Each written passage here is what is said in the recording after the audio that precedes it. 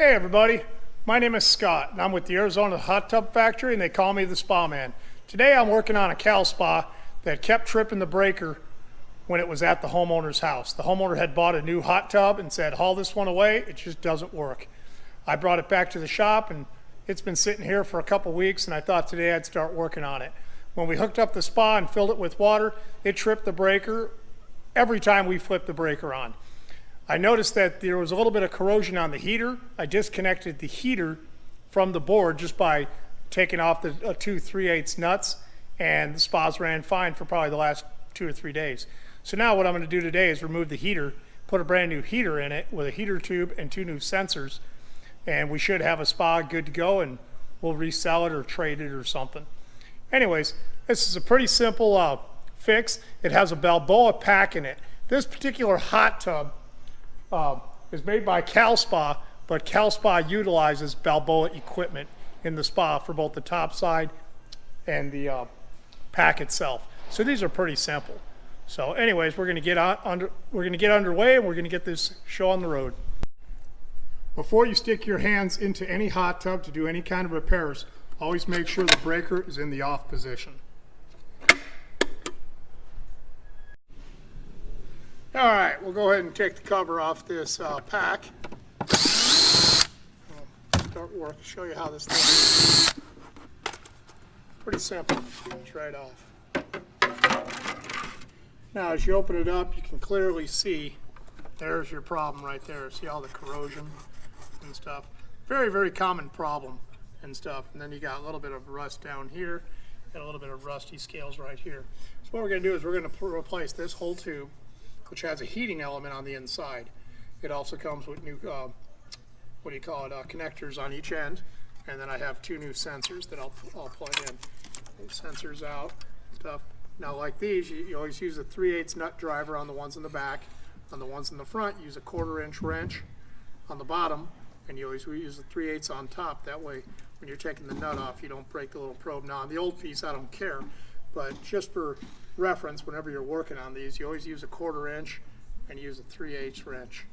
So we'll go ahead and start working on this. We'll show you how we do it. You also have to take this 3/8 right here, and I can't remember. Yeah, there might be one on the bottom. I can't remember. Yeah, there's one on the bottom, and there's one on the top. You take that out. You take the 2 sensors off and pull that out. So not a hard job. Pretty simple to do, and we'll get going. I always start from left to right. Take these off. Sometimes instead of trying to twist them off, I'll just use my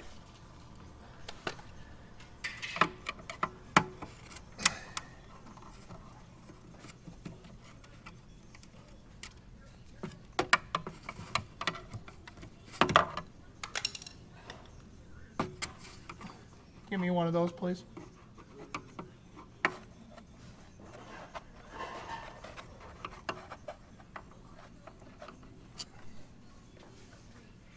Now here at the shop, whenever we're working on something, we always have a little red cup.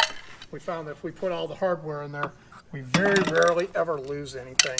And red is always a good color to find things. Because I can always tell somebody, if they're asking where the parts are at, I can tell them, look for the red cup. It'll be in there. So try to put all the nuts and bolts. Another thing that I've used in the past when I'm not sure how to do it is I'll use a cupcake tin that has a dozen cupcakes in it, and then I number the bottom of the cupcake tins 1 through 12. And that way when I'm taking the first part of it off, I put it in number 1, number 2, number 3, number 4, number 5, and so on. And that way when I put it back together, if I only took off 9 things, I start at 9 and I go 8, 7, 6, 5 all the way back. You get the idea. It's just kind of an easy way to remember in what order you took things off and what order they should go back on. Sometimes it necessarily doesn't have to be done that way, but it's an easy way to remember, especially if you're not doing the job all in one day, or you have to take it apart to go find parts, and it'll be a couple hours, or it might be a couple days or weeks in between doing the job. You can kind of remember what you're doing. So, all right. I've removed both the sensors. The sensors hook on over here, and it's just basically underneath. It hooks on right where these 2 black ones are. The one on the left goes to the sensor on the left. The one on the right goes to the sensor on the right. Pretty self-explanatory. You got to take out this 3/8. There's another 3/8 underneath here. So you'll take those. I've already taken off this screw, and I took off this and this. And I just pop those apart when I'm doing it. Now the new heater tube, it already has all the pieces on it and stuff.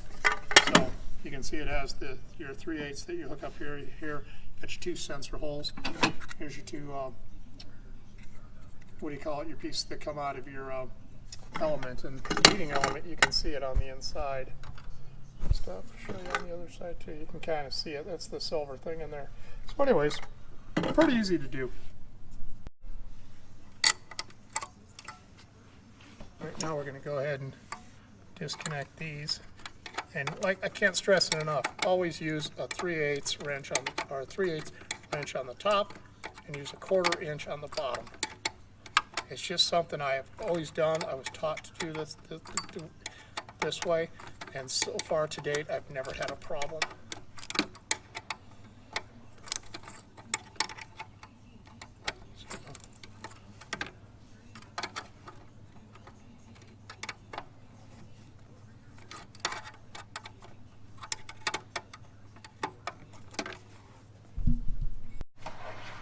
As you can see, I've got both of these off of the heater.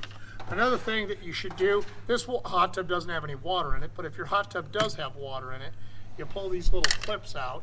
There's one on one side of the, what do you call it, the heater tube, and the other one actually goes through the pump, comes out, and is actually right here. And you take these gate valves, and if there's water in your hot tub, you push the gate tub, you push it down and stuff, and they'll lock into place. So you push them down. They have a little piece right here, you can kind of see it, hangs out, it goes right in the slot, and you turn it down. And that'll keep you from maybe losing too much water. Like right now I might get a ½ gallon of water. I do have a shop vac sitting behind me, just in case I do get a little bit too much water in it. As many of you know, I hate working in the sun. Besides that, I hate working in water. So anyways, we'll go ahead and continue with this. Got a 3/8 right here that you just got to unloosen.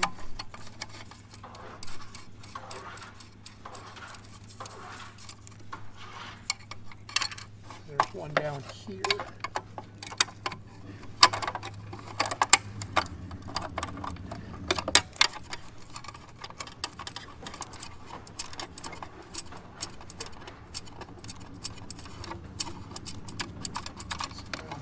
Okay. So now we've got everything disconnected from the hot tub. We've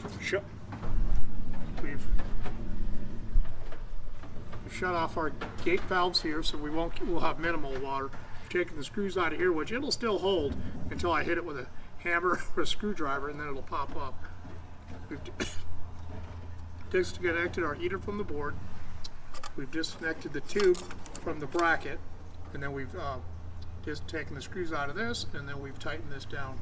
So we're going to go ahead and start to remove it now. Get everything out of the way so that I get minimal water.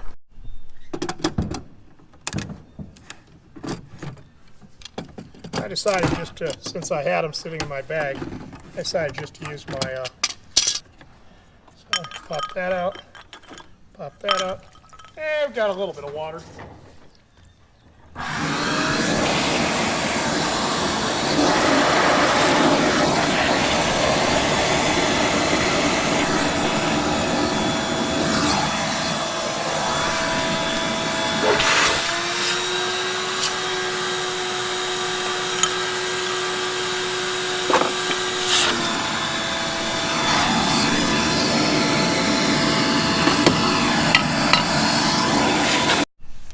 Okay, as you can see, I've got the heater tube with the heating element out of the hot tub. I vacuumed up all my mess, and I made it so it's not so wet around here.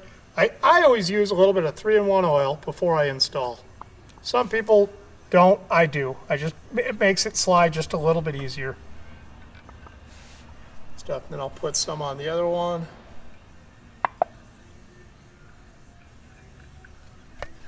I've had several spa techs tell me that this is not necessary, and everybody, you know, everybody's got their own opinion. I'm going to continue to do it the way I do it. So what you do is you put your tube in.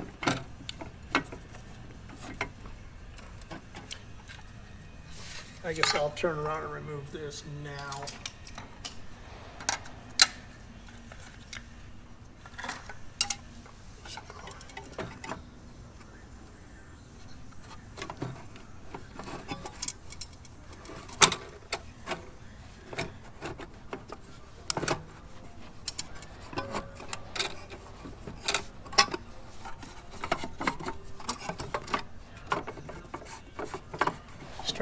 I always start on the left.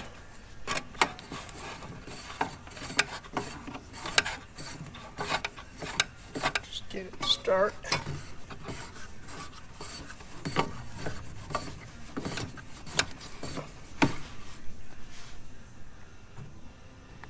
We'll go on the other side.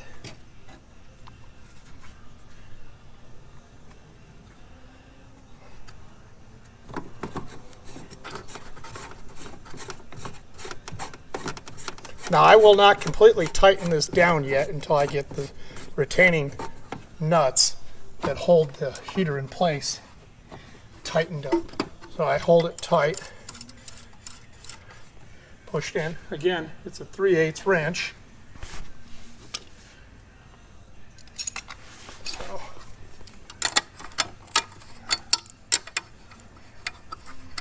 it just doesn't get any simpler than this. That's why I really like working on BalBoa products. I think they make a great product at a reasonable price. I think they give a good value to the customer.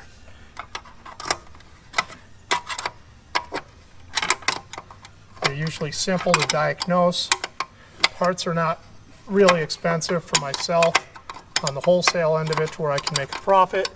And they're not expensive to where if somebody wants to pay retail and do the job themselves, it's always easy. Okay, we'll get these a little tighter. And these, I usually get them tight with my hands, and then about a quarter turn or an eighth of a turn. Don't have gorilla hands. Tight. Same thing, come over here.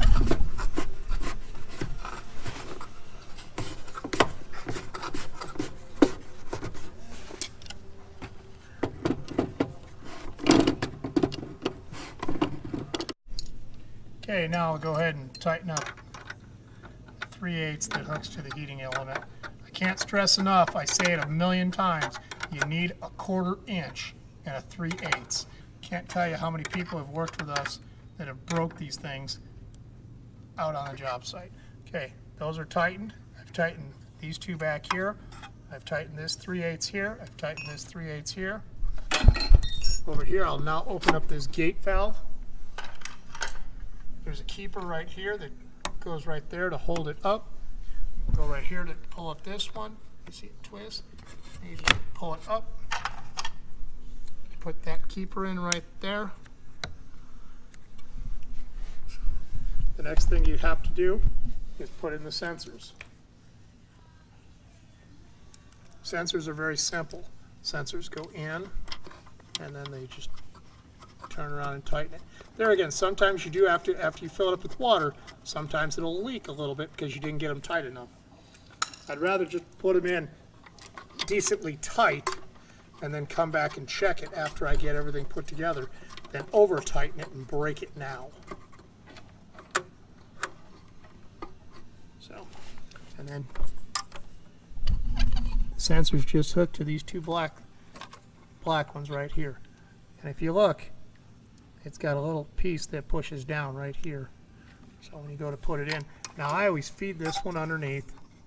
This one's just me because I don't want it in my way. I can always tell when I've worked on a hot tub, and so can my guys, because I always do certain things the same way. So I'll pull that around. Get this green tab out of my way. And then I will go ahead and I'll plug it in. And you can hear it clip.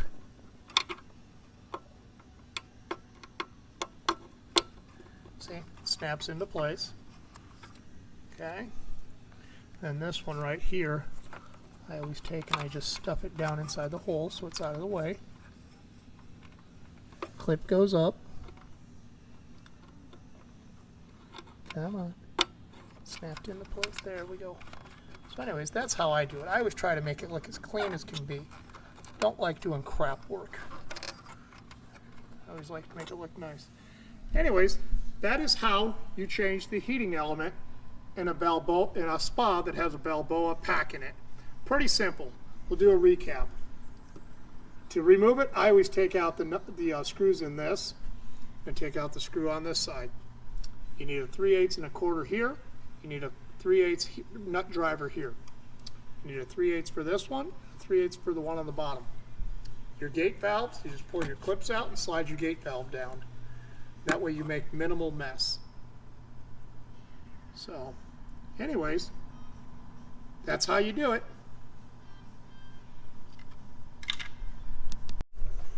Well, I'm done with this job. I've got the heating element completely installed. I have all the sensors hooked up. I've tightened up all the nuts that go to the heating element itself.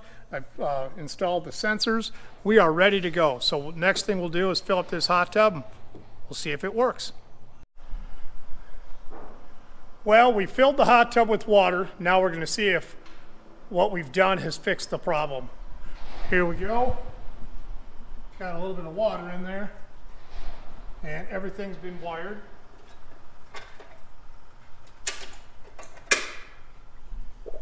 It does not pop the breaker now when I turn it on.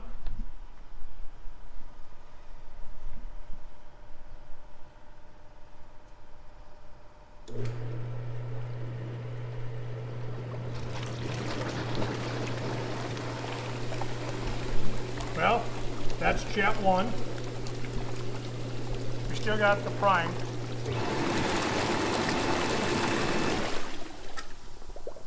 Whoop, we got a leak.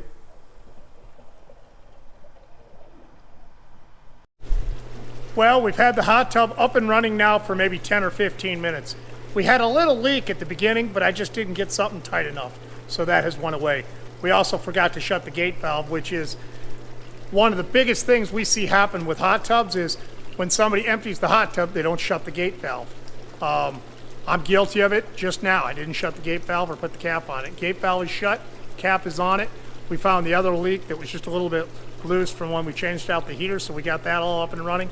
So right now we do have the spa up and running, and as you can see, the temperature is 91 degrees. The temperature was set on 80 degrees, so we'll run the temperature all the way up to 100 degrees. The light should come on the minute I pass 91.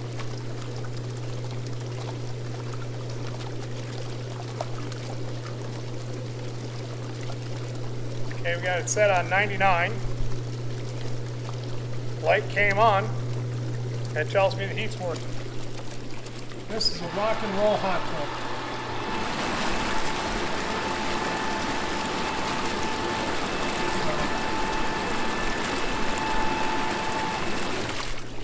Anyways, it appears that we have fixed the problem with the heat. The breaker hasn't tripped once since we finished our job. We'll go ahead and let this one run over the weekend, make sure that it has no more leaks, make sure that we found everything, clean everything out of it, and we'll build a brand new cover for it, and this will become somebody's brand new hot tub for their backyard sometime around Memorial Day. I thank you for tuning in. If you could, please subscribe to my channel. I'll try to put something out at least every couple weeks. Lately, we haven't had a lot of junk that we have to fix up. We've had a lot of good hot tubs where we just fix a leak here and there and put a cover on it. So, anyways, until next time, have fun. Talk to you. Welcome back, everybody. It's been about 24 hours since we worked on the Cal Spa. We let it run overnight. We set the temperature on 90 degrees, and it went right up to 90 degrees without a problem. Right now, it's been running. I've been here maybe an hour, hour and a half this morning. It's been running. I set it on 100 degrees, and it's already climbed to, I think, 93 degrees in the last 10 or 15 minutes. So anyways, this is kind of what it looks like. You know, I've set the temperature on 100 degrees and right now it's 93. So it appears that we have fixed the heater and everything seems to be running the way it should. So I think we're going to button this one up and hopefully find it a new home sometime really soon. We'll put a brand new cover on it. We'll clean the sides up all the way around, put a brand new filter in it, and it'll become somebody's new hot tub for their backyard. So anyways, as you can see, this is not a hard job. It's not rocket science. It's just you got to follow a procedure, take your time, make sure you shut off the breaker first so that you don't get electrocuted or hurt in any way. And then just follow the little steps that I've put together, and I'm sure you can fix it. If you have a problem, I'll leave my telephone number for my company down in the description. Give me a call. I'll try to walk you through the problem you're having and see if we can get it fixed for you. And remember, it's a tub. It's in your backyard. It's full of water, heated up, and it blows bubbles. Don't go crazy. So with that, I'll see you on the next hot tub. Have a good day, everybody.